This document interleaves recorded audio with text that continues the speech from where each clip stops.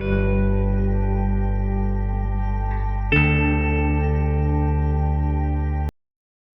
friends, this is Vijay from Glorious IAS Academy. Today let's discuss introduction to planning in India.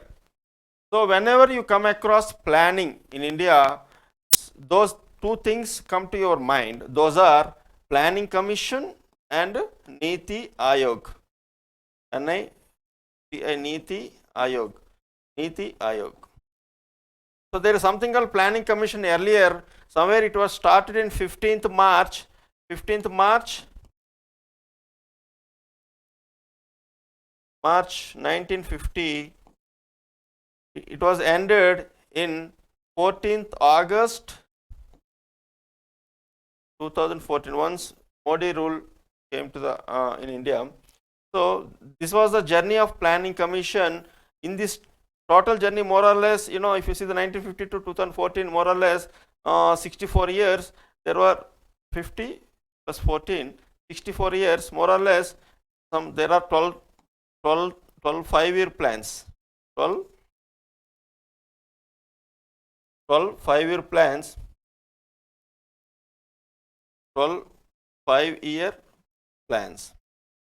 So later, once Modi government came into existence, so they have scrapped Planning Commission and they have established something called Niti Aayog. Niti Aayog. So present Niti Aayog is there. So what is the structure of Niti Aayog and what is the structure of Planning Commission? We will discuss it later. So before going to that, let's discuss what is the very history of this planning, all these things. What is the need? So why there shall be planning in India? Let's discuss why there shall be planning in India. So if you see, if you compare in 16th century, 17th century, so India was the richest country and among the other nations. So, but we are plundered. We are plundered by various invaders, and recently, we were looted by the Britishers. And so, if you see the condition of India at the time of 1947, that is independence, it was so simply stagnant and very much more or less a poor nation at the time of 1947. If you see the condition, financial position of India, so as you know, before that, so all Britishers, they have seen our India as a market to sell their products only.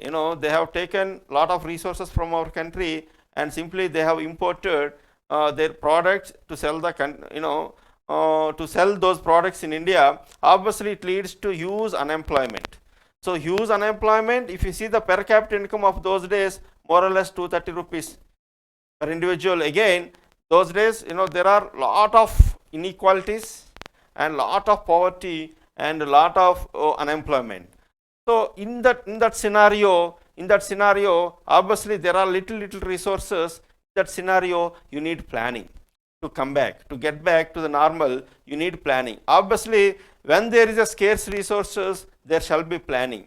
So you can take the example of our own lives. If you go to any supermarket, you will go and you shall have a plan to purchase those things, because the money that you are having is a very scarce and limited. Like this also at the 1947, India is having very scarce resources, but there are n number of needs. So because of that, there is a planning to those scarce resources, they shall use very optimally. That is the reason there shall be planning in India. Understood?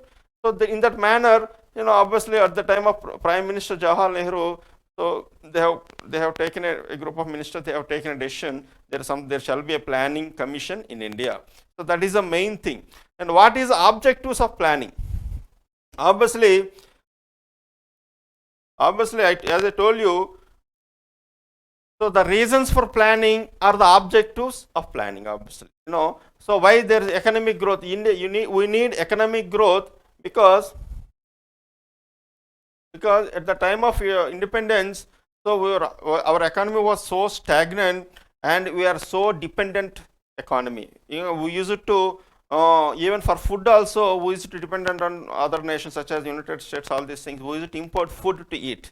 So and that in those days, the economic growth also very less, more or less 0.5 4% growth rate is there, GDP.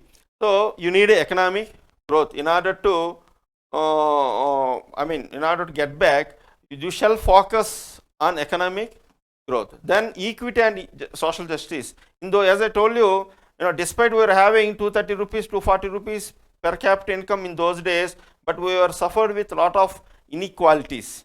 Very few people are rich and rest of the people are poor. So in order to reduce that inequalities, you shall achieve these equity and social justice. And as you know, equity is different. Equity is different from inequality. Equality. Equity means you shall give some support to the downtrodden to balance their lives. And modernization of economy, in those days, Britishers, they have seen our market as our entire country is a market only. So there was hardly any production in India. Obviously, in those days, the methods that we were using is a very obsolete and very redundant methods. And obviously there is no technology in those days. So we need to modernize the things in those days.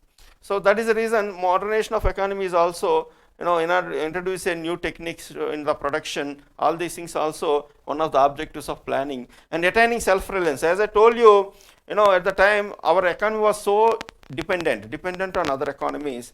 So first of all, in order to come out of that, we shall attain self-reliance. Not only that, redressing imbalance in the economy, as I told you, if you see in those days also agriculture contributes 55% and hardly there is any other sectors, industry as well as services. So you need to redress those imbalances in the economy. So like these 5 are the objective, and not more than that, there is full employment, all these things, these are not exhaustive, still there are so many, but these 5 are very, very important objectives of planning. And later, structure of planning commission and objectives of what they have achieved and Niti Aayog, we will discuss in for next video. So please, thank you for your support, and please subscribe and download our Glorious IAS Academy app. Thank you very much.